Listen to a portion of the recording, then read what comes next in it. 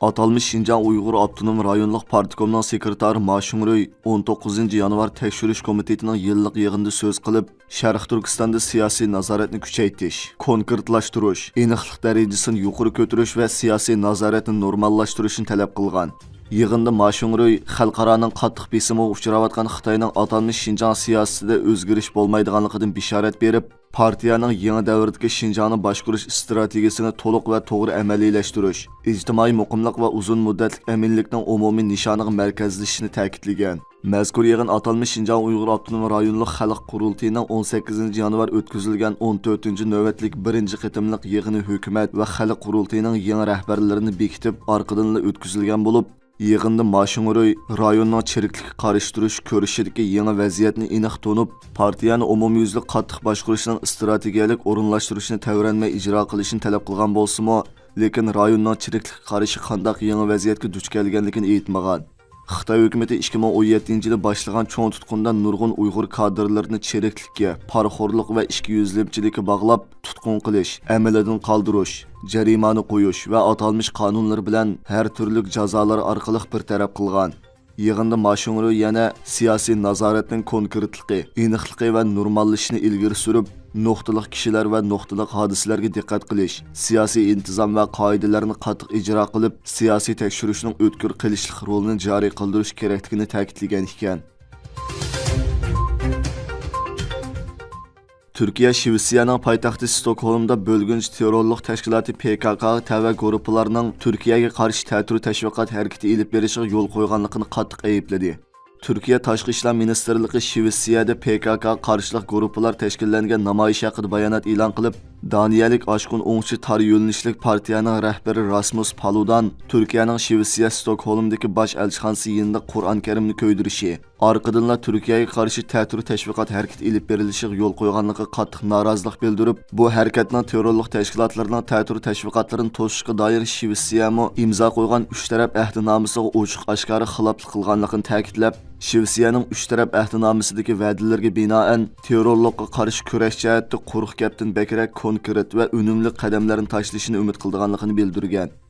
PKK-YPGning qo'llovchilari poytaxt Stokholmning Nurra Bantorget maydoniga yig'ilib, Şivisiyaning Shimoliy Atlantik ahdi tashkilotiga a'zo bo'lish jarayonida Turkiya bilan tuzgan ahdnomasini bekor qilishni talab qilgan. Türkiye, İspaniyaning poytaxti Madriddagi Shimoliy Atlantik ahdi tashkiloti boshliqlari yig'inida NATOga a'zo bo'lish iltimosi sungan Finlandiya va Şivisiyani rad qilgan edi. Terrorlik tashkilotlarini ochiq oshkora qo'llayotgan bu ikki davlat keyin Turkiya bilan ahdnoma imzolagan bo'lib, Turkiya ahdnomidagi va'dalarning amalga oshirilishini kutmoqda ekan.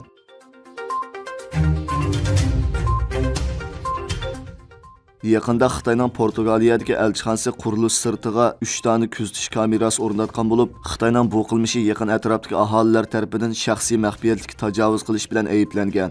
Shundaqla Portugaliya hukumati tekshirishni boshlagan.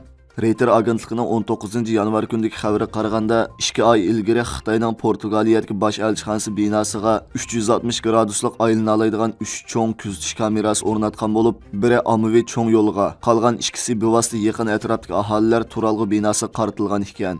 Atrofdagi aholilar o'zlarining shaxsiy maxfiyatligining daxil ta'riziga uchrashidan ansirgan. Portugaliya qonuniga asosan kuzatish kamerasi boshqalarning mol-mulklari yoki ommaviy yo'lga yuzlandirmaslik, kamera o'rnatilgan taqdirdami faqat o'zining mol-mulk doirasiga kirish uchun zarur bo'lgan narsalarni tortishga bo'ldiganligi belgilangan ekan. Portugaliya Tashqi ishlar ministrligi 18 yanvar kuni aloqador tarmoqlardan Xitoy elchixonasining kuzatish kamerasining belgilamiga amal qilmaganligini baholashni talab qilganligini bayon qilgan. 19 yanvar kuni Xitoyning Portugaliyadagi turishliq bosh elchixonasi jimjit holda 3 kuzatish kamerasining birini elib o'tib, qolgan 2 kamerani elchixonaning sirtiga yuzlanmasligi uchun ko'znakni o'z hovlisiga burgan ekan.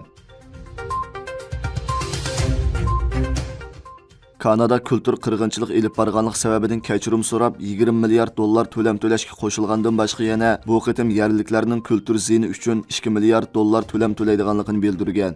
Yevropadan Kanada ko'chish jarayoni yerli xalqlarga nisbatan bir irqiy qirg'inchilik va assimilyatsiya hikoyasiga aylangan.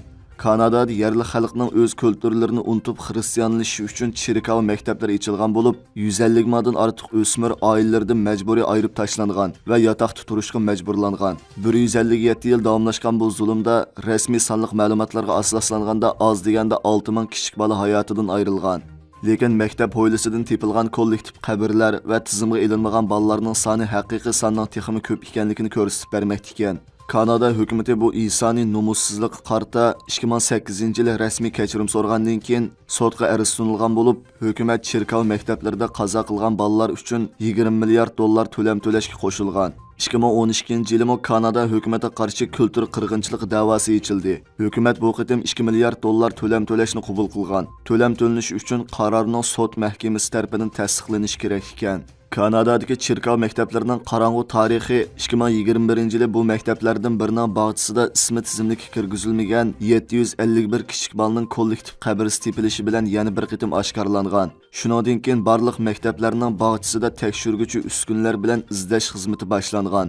Oldingi hafta bu maktablardan yana birining bog'chisidanmi kollektiv qabri tepilgan bo'lib, 171 kichik bolaning ko'mib o'tilganligi taxmin qilinmoqda ekan.